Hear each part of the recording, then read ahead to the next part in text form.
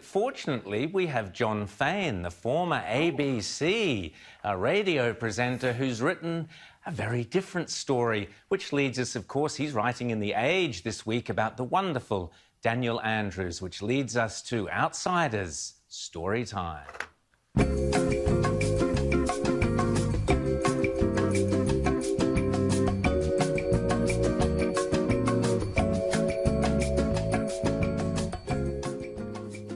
The past 48 hours have seen a relentless, short-sighted, reckless and self-interested bullying of Premier Dan Andrews.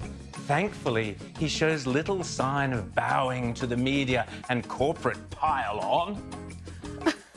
Undoubtedly, there are many small and even large businesses that are struggling, and some will go under. That happened last year too, and every other year. Likewise, landlords, both residential and commercial, will suffer from the prolonged retail closures. Those property investors with highly geared portfolios dependent on precarious cash flow to survive may well be swamped by this wave, but do not confuse those with the entire Victorian economy. The overwhelming narrative in most of our media is doom and gloom, but the banks are not seeing the mortgage defaults that were predicted. Not yet, anyway.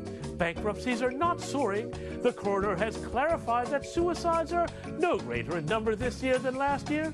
Oh, the fundamentals of the Victorian economy are unchanged. We are a society of great sophistication and diversity. We will still shop, eat in restaurants, drink in bars and go to cinemas. Granted, the extension of lockdown and the gradual re-emergence is unpleasant, expensive and challenging, but not catastrophic. To allow policy to be driven by coarse, bellowing voices instead of evidence is a path to Trumpism, and we can see how well that is going. For all of the opposition call on Dan Andrews to resign, for the Morrison government to try to force Andrews to go against medical advice is as astonishing as it is reckless. The Premier may be wounded, but he is not walking away. Victoria and Melbourne are more than an economy.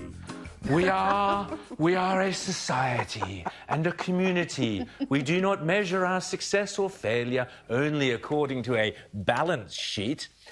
To seek to measure our well-being by economics alone is to misunderstand everything that this community has become. Victorians are more resilient than that, particularly if they've spent their entire career on the public purse like me. Actually, sorry, I made that last bit up. But the rest, alas, was Jon Faine's very own words in Jon Faine's very own words. He does not identify as Jane, and we should point well, out why Jon not? Faine.